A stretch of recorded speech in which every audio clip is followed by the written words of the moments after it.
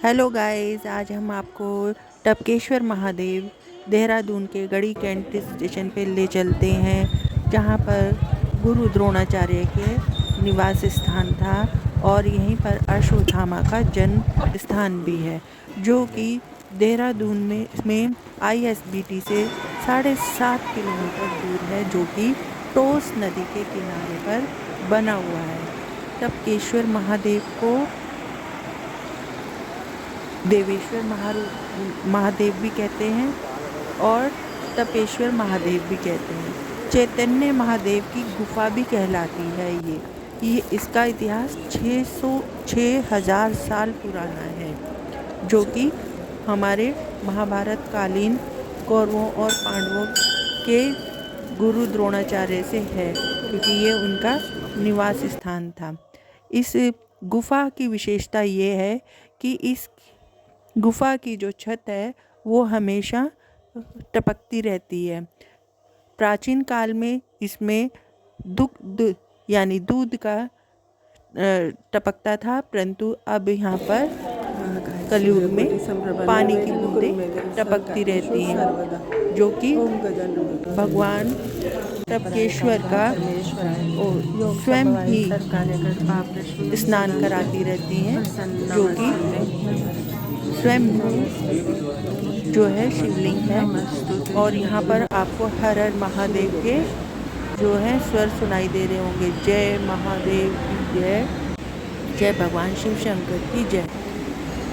ये छत की गुफा है और ये भगवान द्रोणाचार्य की मूर्ति है।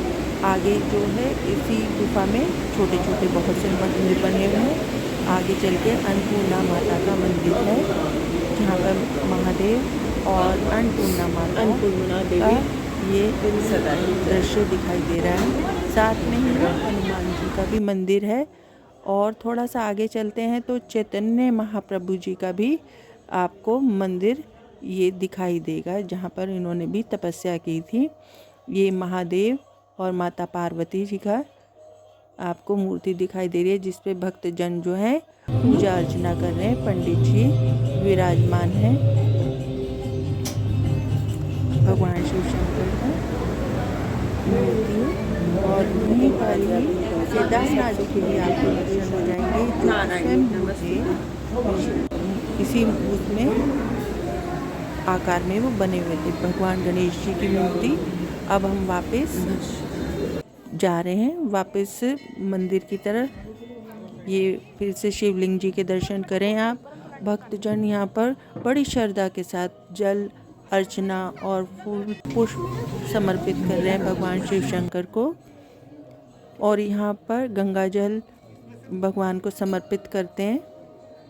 वापसी पे ये आपको मूर्ति दिखाई देगी माता की, शेरों वाली माता, काली माता की मूर्ति यहाँ पर दिखाई देगी। और ये टोस नदी, जिसका निर्मल स्वच्छ जल जो आपको दिखाई दे रहा है। बड़ी ही अनुपम छटा दिखाई दे रही है आपको, प्राकृतिक छटा दिख रही है यहाँ पर। और बड़ा ही शांत जल भी दिखाई दे रहा है। परंतु सितंबर 2025 में इसका रौद्र रूप भी था, जो कि इस मंदिर को क्षतिग्रस्त काफ़ी कर चुका था। ये दोबारा से इसको मरम्मत करके दोबारा से रिन्यू करवाया गया, तब आपको उसमें आपको दिखाई दे रहा है साफ़ सुथरा। कुछ लोग, अब देखिए दिसंबर का महीना है, लोग फिर भी इस जल में स्नान करते हुए नज़र आ जाएंगे आपको। और कुछ लोग स्नान के साथ उसका प्राकृतिक दृश्य का, मनोरम दृश्य का आनंद भी उठा रहे हैं। सर्दियों में पानी तो बीच में खड़े होकर कुछ लोग अपना फोटोग्राफी वगैरह भी कर रहे हैं।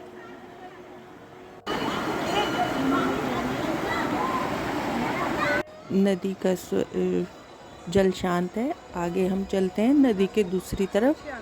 इस पे पुलिया पे चढ़ते हैं। यह देखिए माता काली का मंदिर है, जय काली माँ। और दूसरे पुलिया, इस नदी का पुलिया को पार करके दूसरे सिरे पर वैष्णो माता के भी आपको दर्शन हो जाएंगे।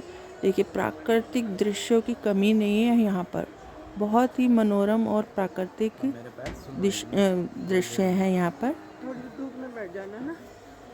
नदी के दूसरे सिरे पर ये भगवान गोवर्धन आपको दिखाई देंगे और साथ में अर्जुन भी दिखाई देंगे।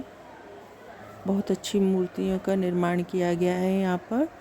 और आगे शनि देवता आपको दिखाई देंगे, गणेश जी, बहुत सुंदर मूर्तियाँ बनी हुई हैं। और ये लक्ष्मी नारायण जी भी आपको नज़र आएंगे यहाँ पर, बहुत ही अत्यंत सुंदर रूप में है। और हनुमान जी और साथ में राम दरबार भी आपको यहाँ पर नज़र आएगा। सियापति रामचंद्र जी की बहुत ही सुंदर बना हुआ है। सब पहाड़ों को काट करके ये बनाया गया है। ये 12 शिवलिंग के ज्योतिर्लिंग जो हैं 12, वो आपको दिखाई दे रहे हैं, यहाँ पर दर्शन हो रहे हैं। अब आइए वैष्णो माता के गुफा में चलते हैं। वैष्णो माता बिल्कुल आपको जम्मू की जैसे गुफा है वैसे ही यहाँ पर भी इन्होंने निर्माण किया है। अगर आप वहाँ ना जा पाएँ तो यहाँ के दर्शन करें, बहुत ही अत्यंत सुंदर रूप में, और वैसे ही जैसे वहाँ पर व्यवस्थित हैं यहाँ पर भी उसी तरह से इन्होंने व्यवस्था की है माता के ये मूर्ति की। और इधर से बाहर गुफा से बाहर हो गए हम, और ये बाहर का दृश्य अत्यंत मनोरम दृश्य है ये। और प्राकृतिक छटा बहुत ही सुंदर मन लुभावनी दृश्य आपको मिल जाएंगे यहाँ पर। अच्छा दोस्तों, अब हमारे चलने का भी वक्त हो गया है। आपको ब्लॉग कैसा लगा कमेंट में लिखिए। Thank you.